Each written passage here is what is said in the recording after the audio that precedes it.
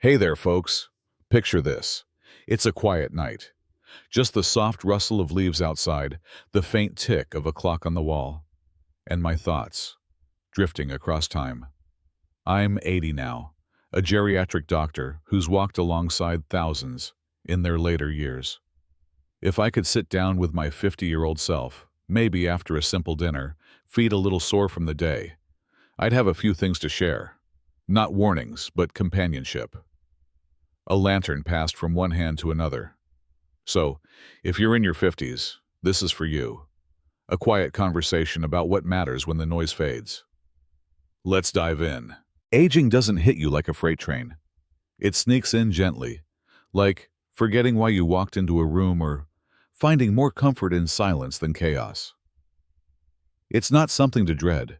Aging, if you listen, becomes a teacher. So, let's talk about how to embrace it, starting with your mind and heart. I used to be allergic to silence, TV blaring, phone always buzzing, anything to drown out the quiet. But looking back, the real noise wasn't around me. It was inside me. We live in a world obsessed with hustle. If you're not doing, you're falling behind, right? Wrong. As a doctor, I've seen how this constant grind wears folks down, especially after 50 when your brain gets pickier about what it can handle. It doesn't need more info. It needs space. Here's the deal. There's a kind of medicine that doesn't come in a bottle. It's in a quiet room, just you, your breath, and the morning light. 10 minutes of stillness, no phone, no news, no pressure. That's where healing starts. Your brain repairs itself when it rests. You start hearing your own voice again. If you're feeling anxious, forgetful, or just worn out, it's not always your age, it's your pace. Try doing less and being more, quietly, completely. You'll be amazed at what shifts. Sleep as medicine. Now, once your mind finds that stillness, your body starts craving its own kind of healing. Sleep. Not just any sleep, deep, uninterrupted, soul-soothing sleep.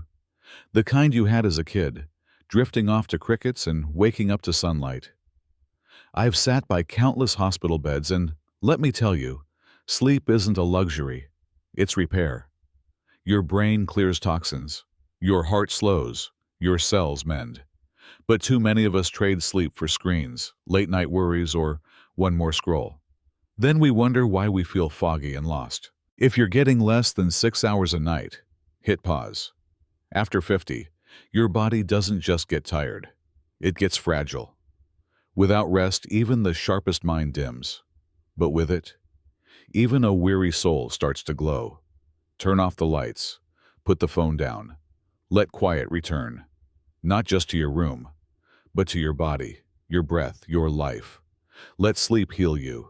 It's what it's made for. Smart nutrition. As sleep mends what stress tears apart, another truth creeps in. Healing won't stick if you're feeding your body junk. Food isn't just about taste or filling you up. After 50, every bite has a quiet impact. It's memory, clarity, strength, or fog, fatigue, weakness. I've seen how daily sugar clouds the mind, how processed stuff drains you slowly. But I've also seen an 82-year-old's skin glow from leafy greens. Or walnuts, steady a heart that thought it was too late to change. What you eat shapes your day, your future, your chance to live better, not just longer. Start small. Swap fake for real. Nourish your bones, your blood, your breath. Every bite's a choice, and the older you get, the more sacred it becomes. Feed your peace. Feed what keeps you here, stronger, longer. Movement and longevity. Now, let's talk about moving. We often think our bodies slow down because of age, but it's not always that. It's the absence of movement. Forgetting to tell your body it's still needed, still capable. A dear friend of mine used to say, "I'm not exercising. I'm stretching life a little longer." That's it. Movement isn't about being young or strong. It's about presence. Getting up gently, reaching, walking, lifting. Not to show off, but to tell your joints, your heart, I'm still here. When we stop moving, we fade. But the good news? Your body remembers how to balance, breathe, Feel alive. You just need to start. One step, one stretch, one breath. Don't push. Don't force. Just begin. Move your story forward right now in this breathing moment. Financial peace. As your body starts trusting itself again, another weight often lingers. Money worries. I've seen too many folks lie awake, not from illness, but from fear. Fear of debt, of not having enough, of being a burden. You don't need a fortune to live well, but you do need peace. That comes from a clear heart, not a full wallet. My advice? Spend wisely, save what you can, and don't borrow peace for appearances. Every dollar saved is a promise to your future self. You won't panic when life throws a curveball. Let go of spending to feel better, of comparing, of shame. Financial peace isn't about what you earn. It's about sleeping softly, knowing you're not owned by what you owe. Social health. Once money stops chasing approval, you hear something else. Your own loneliness. Not from being alone, but from being with people who don't see you. After 50, your heart gets wiser. It knows the difference between real connection and just filling space. I've met folks who kept company out of fear of being forgotten, not because they felt loved. Real connection doesn't need noise. It needs truth, kindness, and sometimes the courage to let go of those who drain you. If someone makes you feel small, pause. If they bring calm, laughter, lightness, stay. Your circle doesn't need to be big. It just needs to be real.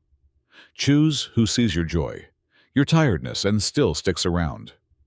That's where health lives, in warm conversations, safe friendships. The way you feel when someone leaves the room.